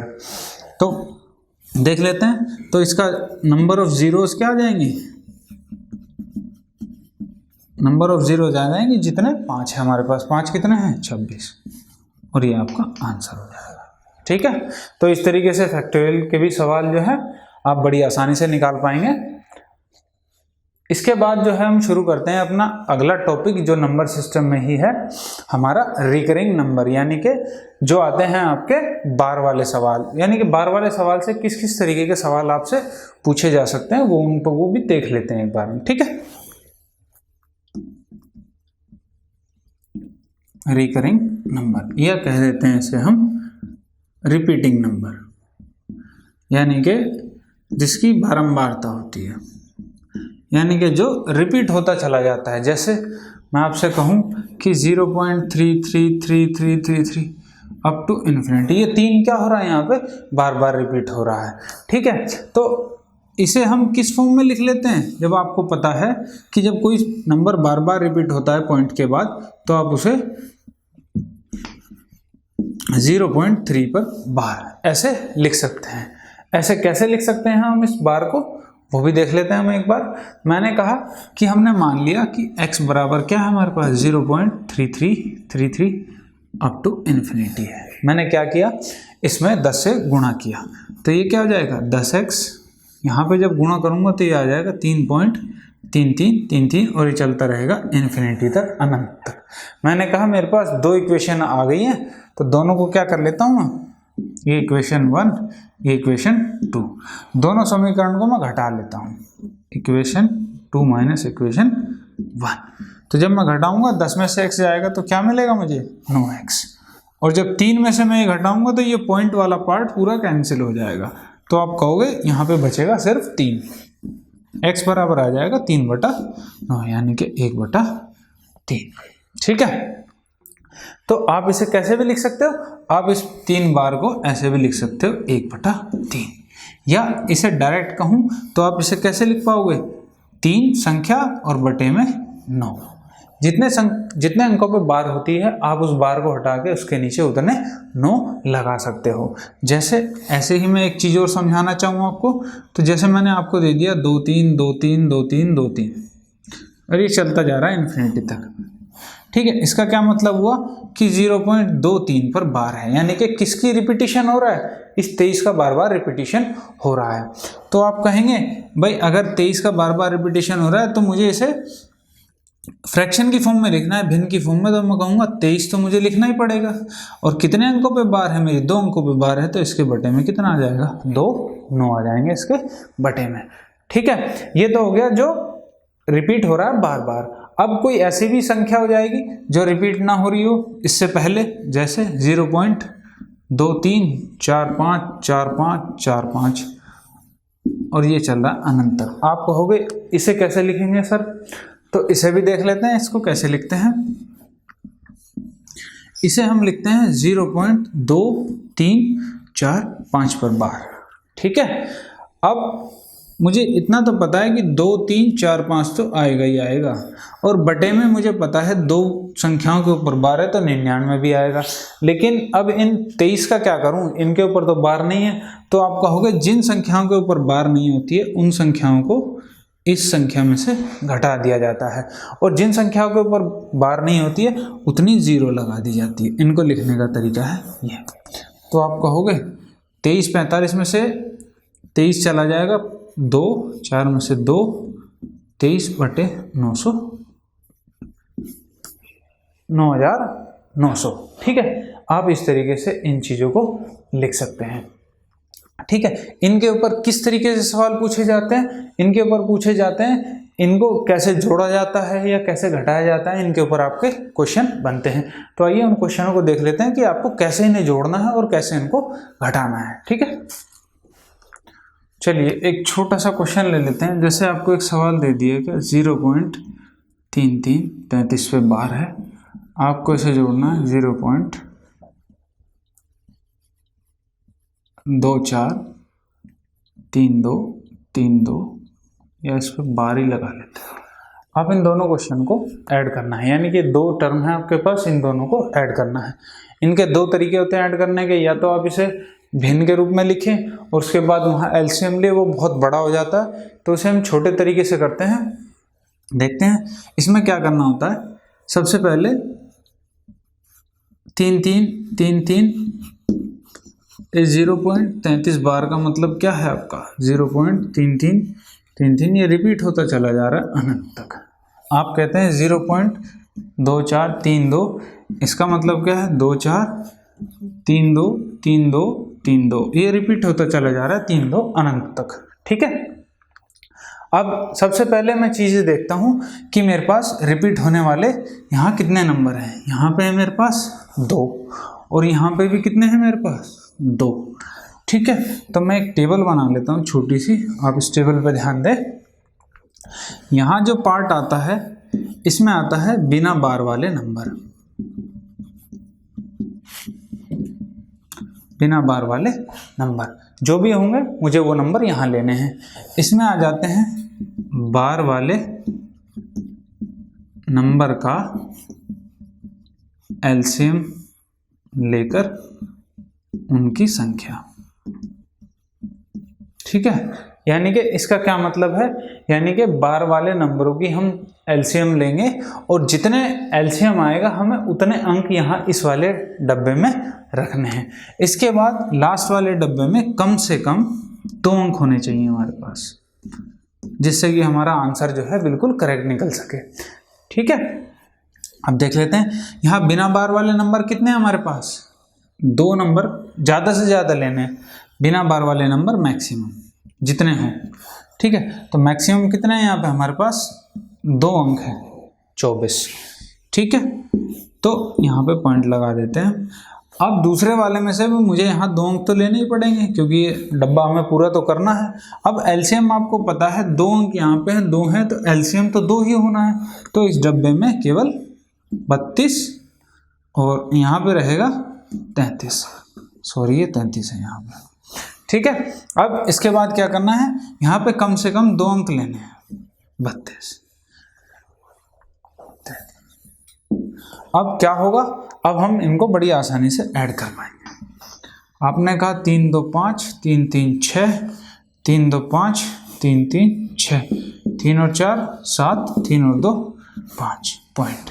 आपने देखा कि यहाँ पे क्या रिपीट होता चला जा रहा है, 65 65, आगे भी क्या आएगा 65। तो आप इसे इस तरीके से लिख पाएंगे 5 7 65 65 65। तो आपको यहाँ से पता चल गया कि आपका किस पे बार आएगा, 65 पे बार आएगा। ठीक है, ये तो था बड़ा बेसिक सा क्वेश्चन। अब इसमें देख लेते हैं कुछ डिफिकल्ट सा क्वेश्चन कि कैसे उनको जोड़ा जा सकता है।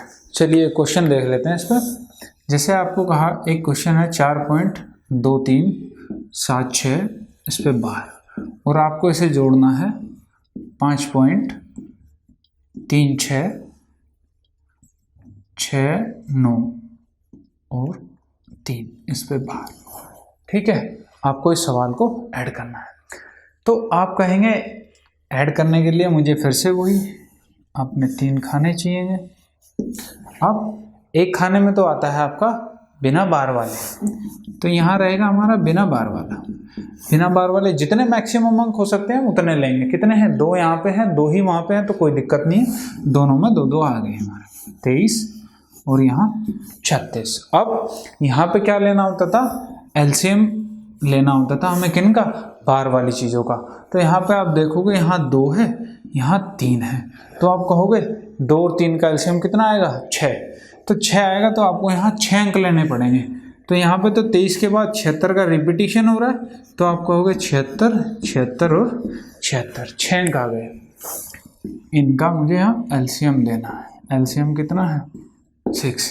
तो यहाँ आ जाएंगे बार वाले अंक, ये आपके हैं बार वाले अंक। 6 आ गए। यहाँ पे 36 के बाद क्या चलेगा? 6 9 3, 6 9 3, यहाँ पे 6 9 3 और यहाँ पे 7 6। कम से कम यहाँ 2 अंक लेने हैं हमें, ठीक है। तो अब इनको ऐड कर लेते हैं। यहाँ पे पॉइंट है आपका, यहाँ पे पॉइंट है, ये कितना है? 4 और ये है आपका 5। 7 3 10, 1 9 और 1 10, 6 16 का 6, 1 7 और 1 8, 8 6 14 का 4, हासिल 1, 6 3 9 और 1 10, हासिल 1, 9 और 1 10 और 7 16, 9 और 1 10 और 7 17 का 7, हासिल 1, 6 और 6 12 और 1 13, 1 7 3 10 और 1 11, 1 9 और 1 10 और 6 16 का 6, हासिल 1, 7 और 1 8 और 1 6 14, हासिल 1, 6 3 9 और 1 10, 3 और 2 5 और 1 6, 5 और 4 9। तो आपने देखा कि ऐड करने के बाद मुझे ये मिल रहा है, यानी कि ये जो मेरा एलसीएम वाला पार्ट था, ये क्या होता है? वो रिपीट होने वाला। रिपीट होने वाला पार्ट कौन सा है? ये बार वाला, यानी कि आगे चल के ये संख्या बार बार रिपीट होती चली जाएगी। तो आप कहेंगे मुझे बार किस पे लगाना? 9.60461370। इस पूरी संख्या पे क्या आ जाएगा? आपका बार आ जाएगा। यही आपकी संख्या बार बार रिपीट होती चली जाएगी। यहाँ पे आगे भी यही संख्या होगी और आगे भी यही संख्या, तो इस पे बार आ जाएगा। तो इस तरीके से हम इनका एडिशन करते हैं, ठीक है। आप इसी तरीके से इनका सब्ट्रैक्शन भी कर सकते हैं। तो एक क्वेश्चन सब्ट्रैक्शन पे भी देख लेते हैं कि हमें कैसे उन्हें घटाना है। जैसे आपसे कह दिया गया 9.237, इस पे बार है, -3.345 45 पर बार है। तो सेम वही प्रोसेस का इस्तेमाल करना है आपको। वही अपने 3 खाने बनाए। यहाँ पे बिना पॉइंट वाले कितने हैं? दोनों में 1 1 हैं, तो दोनों में 1 1 लिख दिया। 9.3 पॉइंट। अब यहाँ पे एलसीएम लेना होता है। यहाँ भी 2 अंक है, यहाँ भी 2 अंक है, तो आपको एलसीएम पता है 2 का 2 ही होना है। तो यहाँ पे 37 और यहाँ पे 45, और यहाँ पे कम से कम आपको 2 अंक लेने हैं, तो 37 और 45। अब आपको इनको माइनस करना है। तो आपको पता है 7 में से 5 जाएगा, क्या बचेगा? 2। लेकिन 3 में से 4 नहीं जा सकता। आप कहोगे यहाँ से 1 हासिल आ गया, ये हो गया 13, यहाँ बच गया 9, यहाँ हो गया 6, 6 में से 5 गया 1, 3 में से 4 जाएगा नहीं, यहाँ से 1 हासिल जाएगा, तो 13 में से गया 9। आपने कहा ठीक है जी, यहाँ पे बच गया 1, तो 1 में से 3 जाएगा नहीं, यहाँ से हासिल गया, ये होगा 11, 11 में से 3 गए 8, यहाँ बचे 8, 8 में से 3 गया, यहाँ पे बच गया आपका 5। अब इसे लिखना कैसे है? सेम वही प्रोसेस, 5.8, और यहाँ पे ये वाला कौन सा पार्ट होता था? जिसके ऊपर आपकी बार आती थी, यानी 5.891, ये आपकी बार, यानी कि 99 बार बार रिपीट होता रहेगा, 9191, और यही आपका इसका आंसर होगा, ठीक है। इससे ज़्यादा आपके बार वाले सवालों में सवाल नहीं बनते हैं। इसके बाद जो है हम अपना टॉपिक स्टार्ट करते हैं दूसरा, जो कि है हमारा स्क्वायर रूट फाइंड आउट करना, यानी कि वर्गमूल निकालना, घनमूल निकालना किसी परफेक्ट स्क्वायर का, यानी कि जो कोई पूर्ण वर्ग संख्या है उसका हम स्क्वायर कैसे निकाल सकते हैं, उसके ऊपर हम डिस्कस कर लेते हैं। सबसे पहले हम डिस्कस करेंगे वर्गमूल के बारे में, यानी कि स्क्वायर रूट किसी परफेक्ट स्क्वायर का, यानी कि जो हमारे पास पूर्ण संख्या होगी उसका हम कैसे परफेक्ट स्क्वायर निकाल सकते हैं। तो देखो, सबसे पहले एक छोटी सी चीज़ बताना चाहूँगा, स्क्वायर रूट निकाल रहे हो आप किसी चीज़ का, यानी कि वो संख्या किसी न किसी की स्क्वायर है। अगर वो किसी की स्क्वायर है तो मैं यहाँ से क्या क्या चीज़ पता कर सकता हूँ ये देख लेता हूँ। अगर मैं आपसे कहता हूँ मैं 1 का स्क्वायर करता हूँ तो 1 आता है, 2 का स्क्वायर करता हूँ तो 4 आता है, अगर 3 का स्क्वायर करता हूँ तो 9 आता है, 4 का स्क्वायर करता हूँ तो 16, 5 का 25, 6 का 36, 7 का 49, 8 का 64 और 9 का 81। ठीक है, यहाँ से हमें क्या क्या चीज़ पता चल सकती है। आप कहते हो कि कोई भी अगर मुझे किसी संख्या का स्क्वायर रूट निकालना है, यानी कि वर्गमूल निकालना है, तो मुझे उसका अगर इकाई का अंक पता हो कि क्या होगा तो मैं यहाँ से क्या पता कर सकता हूँ। आपने कहा कि अगर उसका इकाई का अंक 1 है तो वो 1 हो सकता है, जो हमारा वर्गमूल बनेगा उसका इकाई का अंक 1 हो सकता है। अगर उसके इकाई के अंक पे 4 है तो वो किसका होगा, 2 का वर्ग होगा। अगर उसके इकाई के स्थान पर 9 है तो वो 3 का हो सकता है, अगर 6 है तो वो 4 का, 5 है तो 5 ही रहेगा। ठीक है, अगर 6 है तो भी 6 हो सकता है, 9 है तो 7, 4 है तो 8, 1 है तो 9। यानी कि आपको यहाँ से क्या क्या चीज़ पता चल गई। अगर किसी भी संख्या में इकाई का अंक कितना, अगर 1 है तो वो क्या क्या हो सकता है, जो उसका वर्गमूल होगा उसमें क्या क्या हो सकता है, या तो 1 हो सकती है वो संख्या उसका इकाई का अंक, या फिर क्या हो सकती है, 9 हो सकती है। ऐसे ही अगर उसके इकाई के स्थान पर 4 है तो वो क्या क्या हो सकती है, या तो वो 2 हो सकती है, या वो क्या हो सकती है, 8 हो सकती है। ऐसे ही मैं बात करूँ 6 की, अगर 6 है तो क्या क्या हो सकता है, या तो वो 4 हो सकती है या फिर आपकी 6 हो सकती है। ठीक है, और अगर यहाँ पे आपका 9 है इकाई के स्थान पर तो वो क्या क्या हो सकता है, अगर 9 है तो आप कहोगे 3 भी हो सकता है और 7 भी हो सकता है। ठीक है, तो इन चीज़ों को हमें देखना है कि ये इकाई का अंक कहाँ कहाँ आया है, तो हम उसी के हिसाब से क्वेश्चन अपना सॉल्व करेंगे। जैसे मैं आपको एक सवाल दे दूं, 18,769, इसका आपको वर्गमूल फाइंड आउट करना है। ठीक है, इसका वर्गमूल फाइंड आउट करना है तो आप कहेंगे भाई सबसे पहले तो मैं इकाई का अंक देखता हूँ, मेरा इकाई का अंक क्या है। तो यहाँ से आपको पता चला मेरा इकाई का अंक 9 है। अगर यदि इसका इकाई का अंक 9 है तो आपको पता है 9 3 भी हो सकता है और 7 भी हो सकता है, यानी कि जो मेरे पास संख्या आएगी वर्गमूल निकालने के बाद उसका इकाई का अंक जो होगा वो या तो 3 भी हो सकता है या 7 भी हो सकता है, इन दोनों में से कोई सा भी हो सकता है। अब मुझे ये पता करना है कि 3 होगा या 7 होगा, ये कैसे पता करेंगे आगे देखते हैं। आपको पता है अगर वर्गमूल निकालते हो तो हम 2-2 के जोड़े बनाते हैं, तो हमने लास्ट के 2 के जोड़े बना लिए और बाकी का हमने पूरा का पूरा एक साथ ले लिया। अब आपको देखना है ये 187 जो बची हुई संख्या है इसका पता करना है कि ये किस किस वर्ग के बीच में आती है। ठीक है, आपको पता है कि 13 का वर्ग जो है वो 169 होता है और 14 का वर्ग कितना होता है, 196 होता है। तो ये 187 क्या है आपकी 169 और 196 के बीच में लाई करती है, कहीं पे है। अब यहाँ से मुझे पता चल गया 13 और 14। यहाँ से हमेशा आपको क्या लेना है, जो इसका दहाई का अंक होगा हमेशा आपको लेनी है छोटी संख्या, जो भी आपकी छोटी संख्या होगी। तो यहाँ पे मेरी छोटी संख्या क्या है, 13 है। तो मुझे ये चीज़ पता चल गई कि 13 तो आएगा ही आएगा।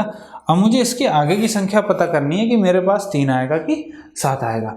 अब 3 7 के लिए मुझे क्या करना है, मैं इस 13 की और 14 की गुणा करता हूँ। तो 13 और 14 की गुणा करता हूँ तो मुझे क्या मिलेगा, 182।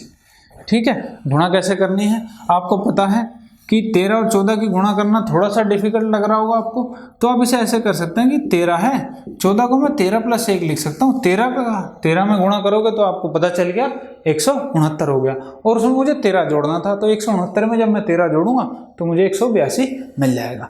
अब आपको इस 182 को किसके साथ कंपेयर करना है, ये संख्या से। अगर ये वाली संख्या इससे बड़ी है तो मेरे पास बड़ी वैल्यू आएगी, अगर ये वाली संख्या इससे छोटी होती तो मुझे छोटी वाली वैल्यू लेनी होती। तो आपने देखा 182 से ये वाली संख्या बड़ी है, तो 3 और 7 में से जो बड़ी संख्या होगी वो यहाँ पर आ जाएगी। तो आपको पता चल गया ये किसका वर्गमूल है, 137 का। ठीक है, ऐसे ही एक छोटा सा देख लेते हैं 4096। इसका मुझे वर्गमूल निकालना है सिंपल सा। तो इसका वर्गमूल निकालने के क्या करूँगा, आपको पता है 2-2 के पेयर बनाने पड़ेंगे, क्योंकि वर्गमूल है तो 2-2 के जोड़े मैंने बना लिए। अब मुझे यहाँ पता चल गया 6 है, तो मेरा इकाई का अंक क्या हो सकता है, जब 6 होता था या तो 4 होगा या 6 होगा। तो मैं यहाँ लिख लेता हूँ, या तो 4 होगा या 6 होगा। अब मुझे पता करना है 40, ये 40 किन 2 वर्गों के बीच में आता है। तो आपको पता है कि ये तो 36 और 49 इनके बीच में आएगा। 36 किसका होता है, 6 का, और ये किसका होता है, 7 का। तो आपको पता चल गया कि ये 6 और 7 के वर्ग के बीच में है। तो मैंने आपको क्या बताया था, यहाँ तो हमेशा छोटी संख्या लेनी है आपको। तो आपने कहा ठीक है जी, यहाँ तो मैंने 6 ले ली। अब मुझे इकाई का अंक पता करना है कि क्या आएगा, या मेरा 4 आएगा कि मेरा 6 आएगा। तो आप देखेंगे कि मैं 6 और 7 की गुणा करता हूँ, 6 और 7 की गुणा करता हूँ तो कितना मिलता है मुझे, 42। अब इस 42 को मुझे इसके साथ कंपेयर करना है। तो जब आप देखेंगे कि जो 40 है मेरा वो 42 से छोटा है, तो अब ये जब छोटा है तो मुझे यहाँ पे क्या छोटी वाली संख्या लेनी पड़ेगी। तो मेरा क्या आ जाएगा यहाँ पे 4, 64। तो यही आपका आंसर होगा। 4096 का वर्गमूल क्या हो गया, 64। ये तो था वर्गमूल निकालने का तरीका। लेकिन ये कहाँ काम कर रहा है, जहाँ पे आपको परफेक्ट पूर्ण वर्ग कोई संख्या दी हुई है। यानी कि आपको ऑप्शन में, जैसे मैंने आपसे ये सवाल पूछा, आपको ऑप्शन में दिया गया था कि 62 हो, 63 होगा, 64 होगा कि 65 होगा। तो आपको वहाँ देखते ही पता लग जाएगा कि ये किसी न किसी संख्या का पूर्ण वर्ग है, तभी ये तरीका आपका वहाँ पे काम करेगा। अदरवाइज आपको प्रॉपर बेसिक मेथड पे जाना पड़ेगा, जो कि डिवीजन रूल है, लंबा वाला जो प्रोसेस। ठीक है, अब हम इसमें देख लेते हैं अपने आगे का टॉपिक जो है हमारा, वो होगा घनमूल। घनमूल को भी देख लेते हैं, क्यूब रूट को हम कैसे निकालते हैं, वो भी इसी तरह का मेथड है, उस पर भी एक बार देख लेते हैं कि क्या कैसे निकालना है हमें उसे। देखिए, बचने वाला कुछ नहीं है, सब कुछ कराया जाएगा, एकदम तरीके से कराया जाएगा, हर टाइप का क्वेश्चन बताया जाएगा आपसे।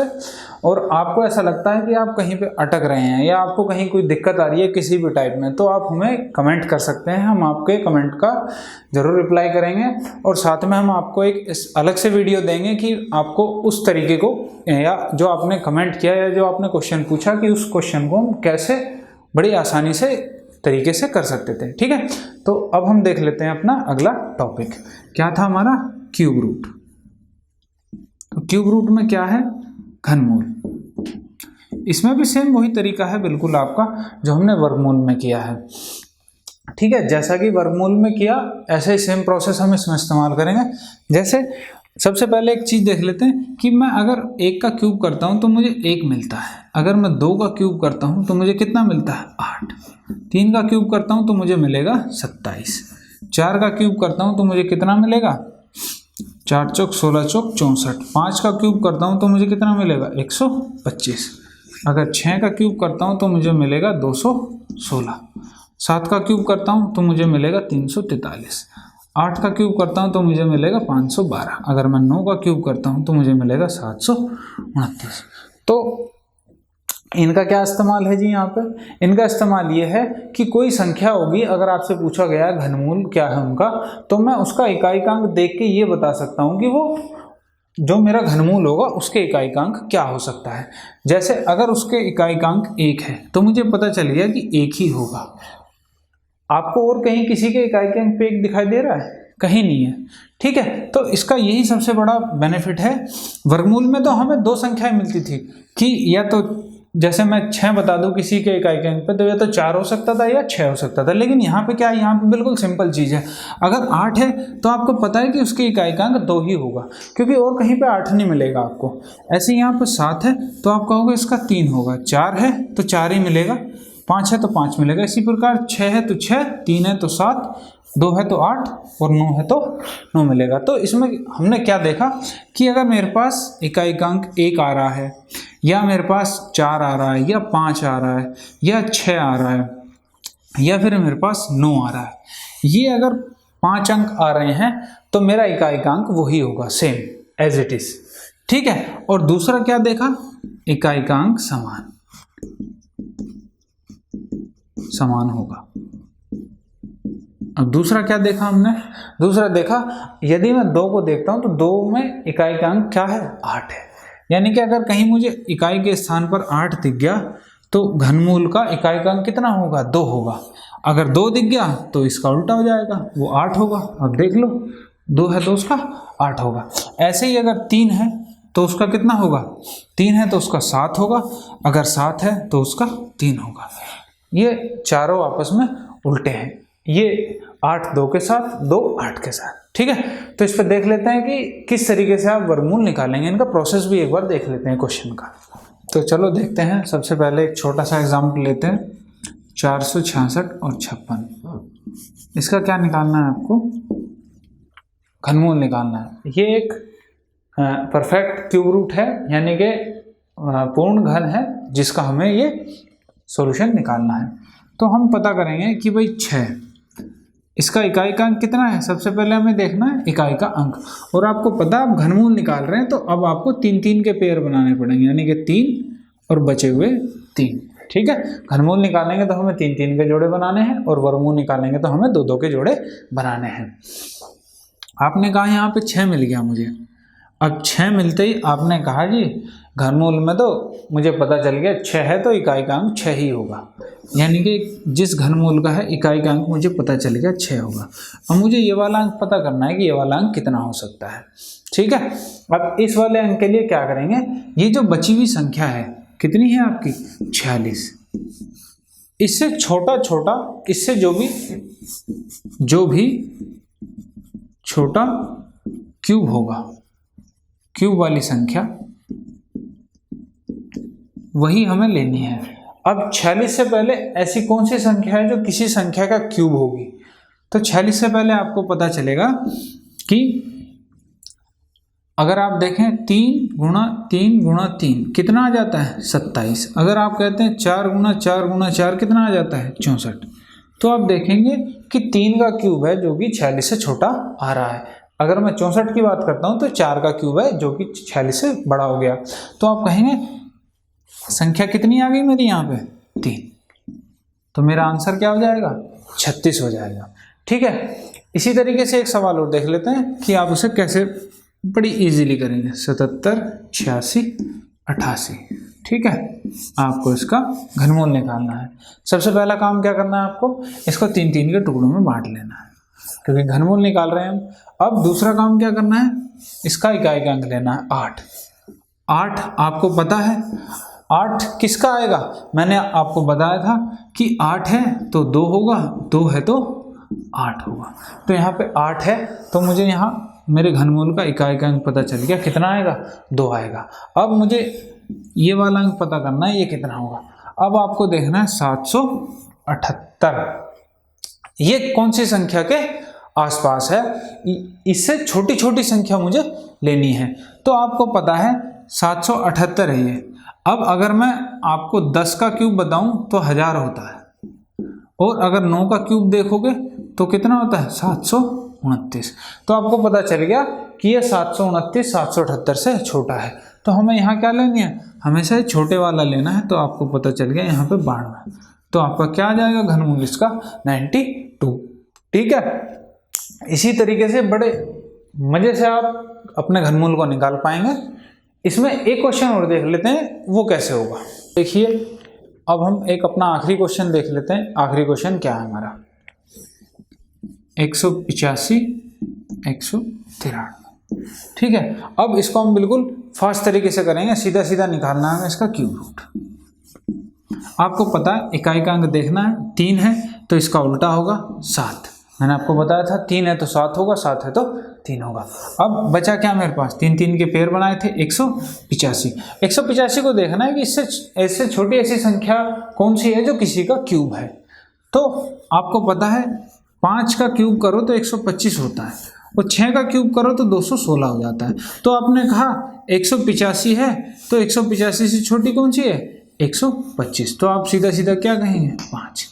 5 और 7, ये आपका आंसर हो जाएगा। ठीक है, क्यूब रूट में इतना सफिशिएंट है आपके लिए। आप इस पर प्रैक्टिस करें तो आप इसे और भी जल्दी कर पाएंगे।